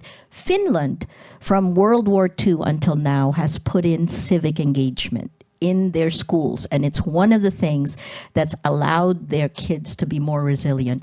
But this is thinking fast versus thinking slow, right? Think the two systems of thinking for a human being. Right now, what this does is it makes us not think. It is a thinking fast process. And so media literacy, I think it should be in elementary school. It should be in the school system. But media literacy alone, without laws that prevent the insidious manipulation, won't be enough. Okay, the lady just there, and we'll take another one. The gentleman just across from her. Thank you very much for your courage. My name's Susan Sawyer. I hold the chair of adolescent health at the University of Melbourne, and I'm very interested in your take on big tech, and in particular in relationship to the new social media laws that will be introduced in December this year, banning under 16-year-olds access to social media. In Australia, it's been framed very much around mental health consequences on young people, but clearly from what you've been describing, there's a much bigger world out there, and I'm just interested in what you think about not the mental health impacts, but the potential wider ramifications in relationship to some control over social media, small though it might be. Thank you. Thank you. Could you pass the microphone to the gentleman? Yep. Hello, good evening. Thank you to the panel and of course to Maria. I am Carlo. I'm an epidemiologist working in the Philippines. I think if there's anyone from the health background here, hello. I'm also completing my PhD at the University of Sydney. My question is, as you know, our pharmaceuticals and health programs are also under attack by the deliberate misinformation and disinformation, and it affects the health outcomes. For example, outbreaks of measles in the Philippines, contributing to morbidity and mortality. This also makes the community see mainstream media, including Rappler, as peddlers of fake news. I'm so sorry, which is true.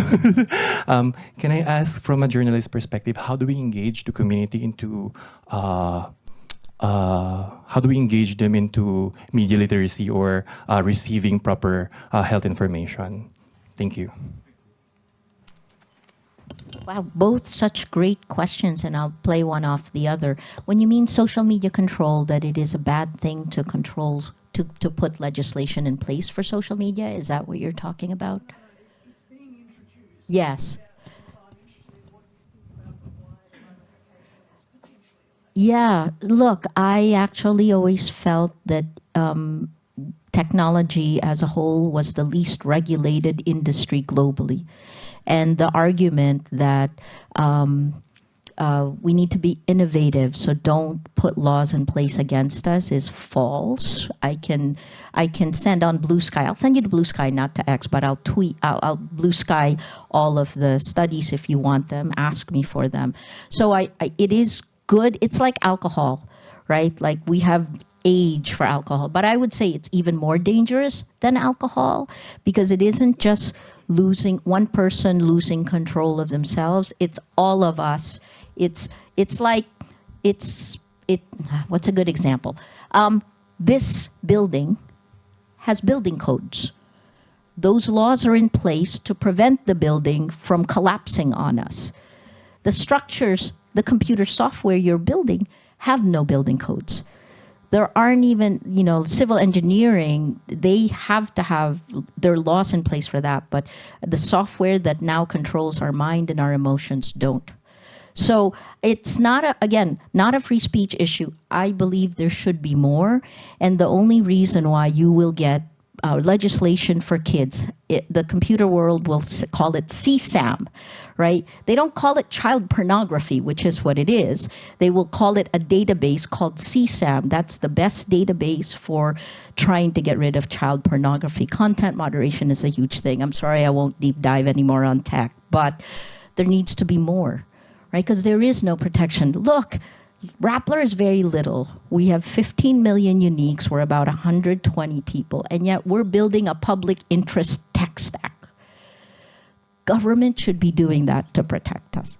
And that doesn't mean that will mean governments can censor or control, which is what civil society groups will say, right? Like in the EU, I've had the debates that are there. It will, though, mean that things will be transparent. Myanmar, what happened in the virtual world was not transparent in any way. Otherwise, some people would have gone to the ICC, right? So that's, yes. And then, sorry, epidemiologist.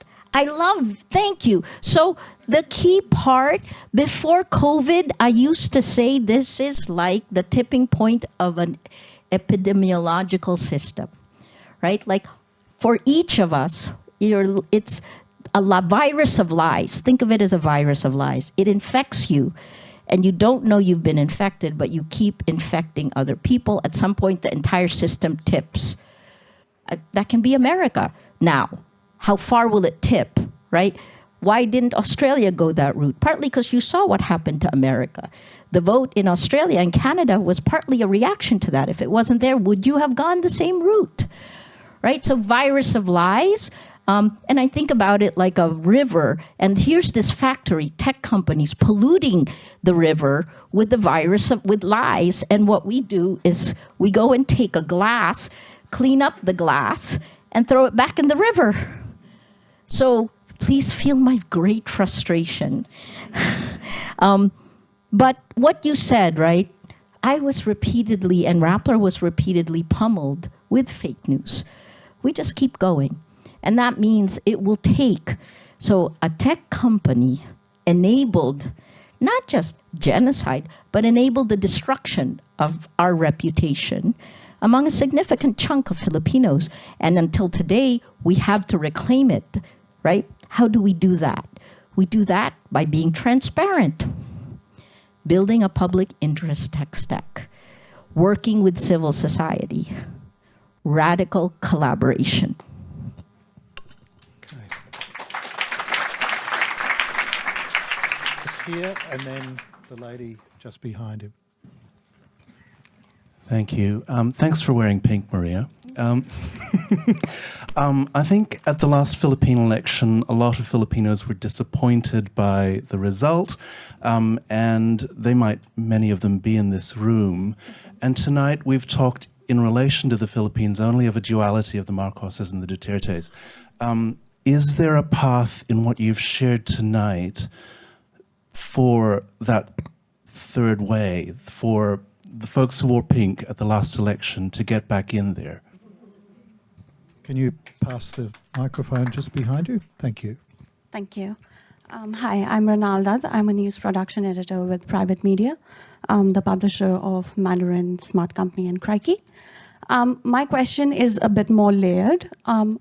You've said that, there's no sense of shared reality, and that's true. Reality is very fragmented because of the way we consume technology.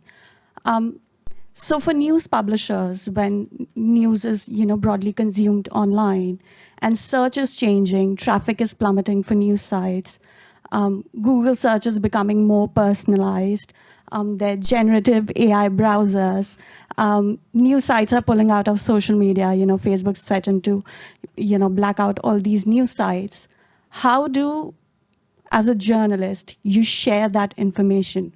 When we say information is power, but all these big tech are sort of, they have a monopoly on how information is shared.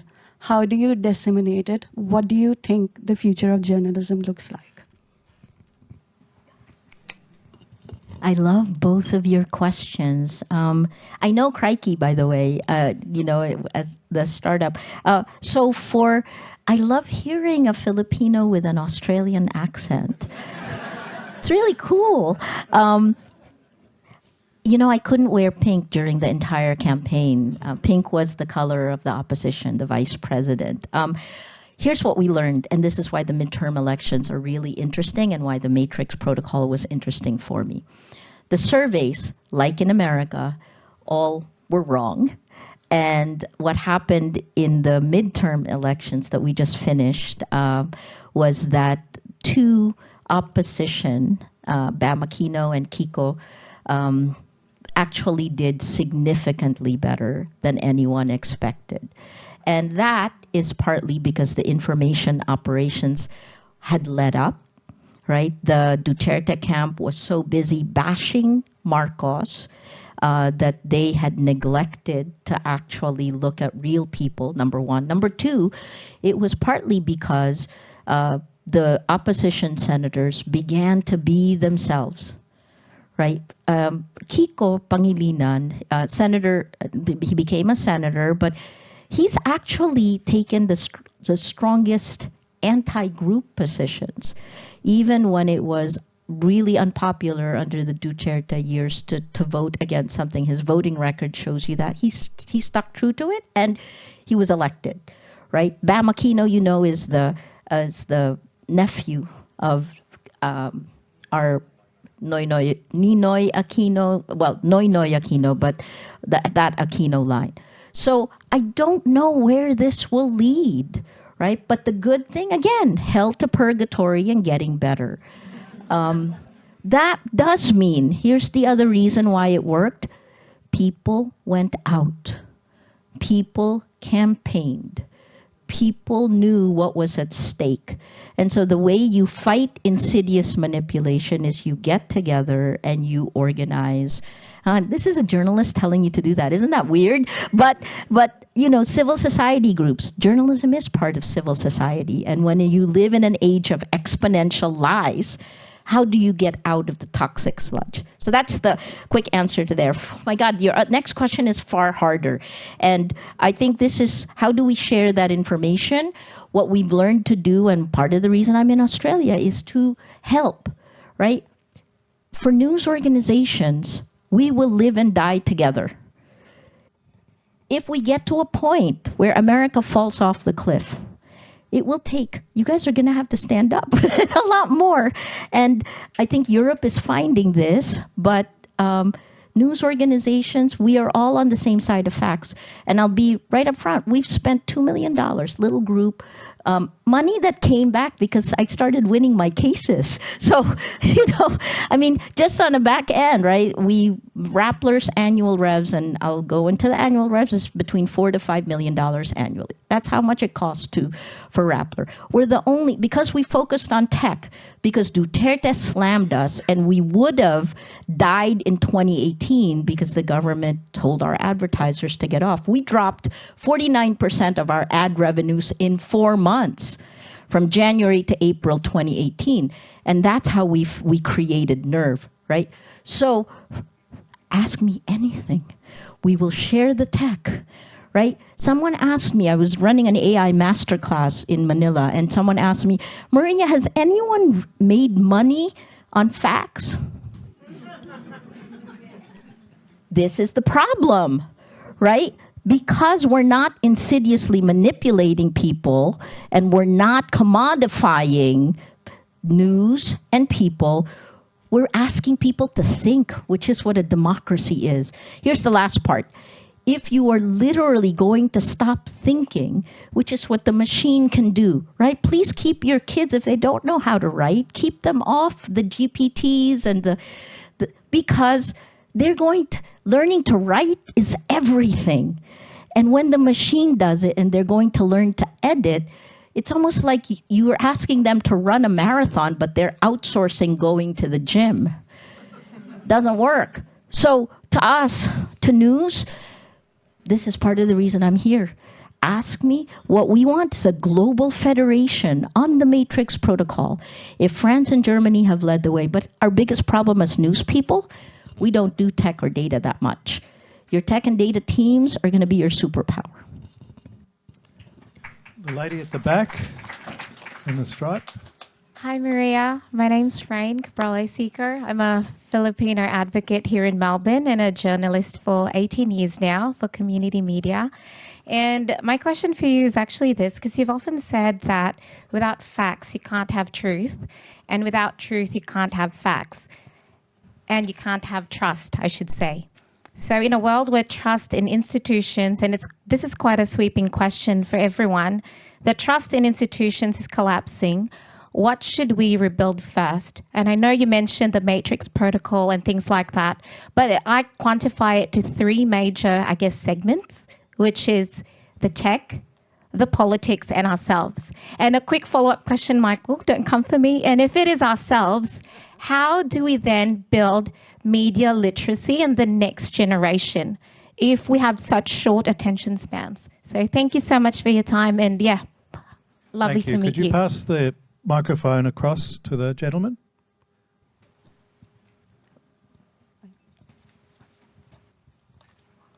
Yes, thank you. My question is directed to Maria Ressa, CEO Rappler in the Philippines. I would like to mention Philippines when you say Rappler, so because it's, I guess, based in the Philippines. So my question is, in your, Ms. Ressa, in your Vatican speech, you mentioned something like, open close quote, the Philippinization of America, right?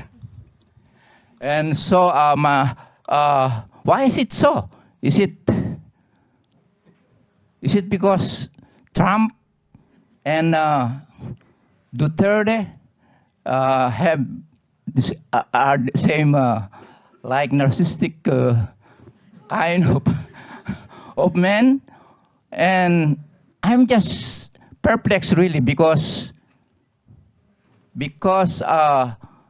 during the visit of President Bongbong Marcos,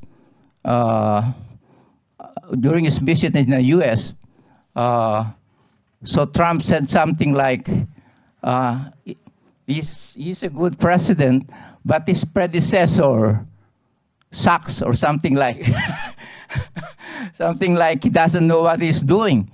So why is it that they're like, they have the same system.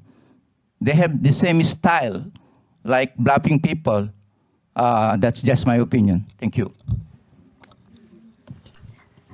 Thank you for both your questions. I love the butterfly sleeves. Sir, let me answer your question first, and then kick to yours. Philippinization of America. I talked about how, the quick history of the Philippines: 300 years in a convent, 50 years in Hollywood.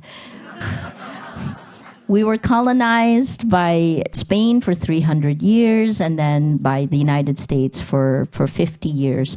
And we have a constitution that's patterned after the United States, the checks and balances of 3 branches of government. When I talked in the Vatican about the Philippinization of America, which was the same PTSD versus deja vu, it took Duterte 6 months to crush the checks and balances of Philippine institutions. It took President Trump significantly less time, because what he did is, once the legislative followed the 143 executive orders, right, and the kinds of appointments that he made, very similar again to a Philippine president appoints roughly 6,000 people. President Duterte appointed people, that then broke so many things, and we're going to be paying for that in the coming decades. So once the legislature collapsed into the executive, and then you have a judiciary that, you had a judge in Minnesota who was arrested. So they're going to go through the same things we lived through in the Philippines. And frankly, Americans are kind of more like deer in headlights than Filipinos were. Sorry, I'm in Australia, so I could say this. No, but I will say it partly because what helped us, I think, in the Philippines is that 1986 was not that long ago. The seeds of kind of organization and resistance was still there. We had a people power revolt that ousted the first Marcos for stealing $10 billion, right? So 1986 dollars, that's kleptocracy. So that's what I was referring to. In terms of how do we rebuild trust, right? Originally, when we were faced with so much, crisis is opportunity. That Chinese saying is true. Because when we were under attack in Rappler, I sat with my entire team soon after the first shutdown order, January 2018, and I asked them, I said, if any one of you want to leave, this is a whole different time. The median age in Rappler for our team was 23 years old. Very young team, and I was worried their mothers might come after me. No, which they did, no. But I will say not one reporter took us up on that offer. We offered to get them a job in other news organizations. And then we were radically transparent. And what carried us through there was the serenity prayer, right? What things are in your control? What things are not? The things are not in your control. You think it through. How would you react with your worst case scenario? And then you keep going. The things in your control, you move forward. And what was really incredible was that it was the best time to run a news organization. Running a news organization is like having, if you have 10 reporters, you have 10 CEOs. So running a news group under the time of Duterte, they were so mission-driven that when we got tired, our 20-somethings kicked in. So it was incredible. So how do we rebuild? I go back. Technology is the backbone that is corrupting our public information ecosystem. Laws have to be put in place to stop surveillance for profit. It is a whole different time, and we are moving ahead like it's okay, right? Look at your ad tech system, crikey. Look at the ad tech system and look at the corruption in the ad tech system. This is, in 2024, I was given the Cannes Lionheart, and Orlando Wood gave me a study that said that of $750 billion of ad revs spent globally, only 6% was effective. Where's the rest? Where does it go? It goes into the ad tech. Sorry, ad tech. Anyway, so to go back to that, journalism, So the tech stack is incredibly important. Stop the corruption. Give us a place where real people can talk to real people and actually debate. Listen, it's not just about shouting. The second was then build our community. And you will start with less, but it's real people. Build a community. Because here's the best part in the Philippines. Again, crisis is opportunity. We have an average of 20 typhoons every year. For every typhoon, Filipinos need the right information to protect their families. And that is what you can trust us on. That's the second. And finally, the last one, Laura talked about this. The journalism becomes even more crucial today. If I had a reporter who said she or he wants to be an influencer, I would say, maybe this is not the right organization. It's not that we don't want influencers, it's that it's part of a system that rewards. It's like forever being in high school, where the popular, right? I hated the popularity game in high school. I was a nerd, I will say it, right? So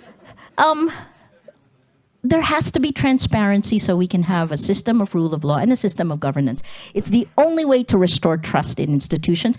And politicians, please, please, please, please, please learn the tech. Right? Legislate for our safety.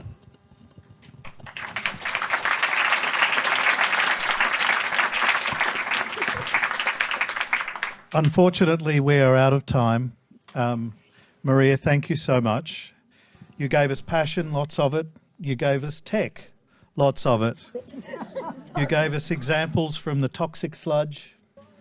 You gave us profound wisdom and incisive analysis, but most of all, you gave us inspiration and hope, so thank you.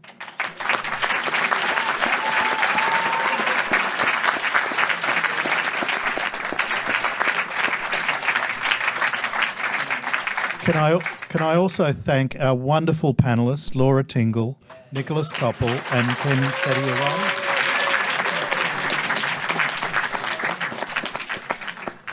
And finally, can I thank the organisers for tonight, particularly Blaze and the team from Asialink and the Asia Institute.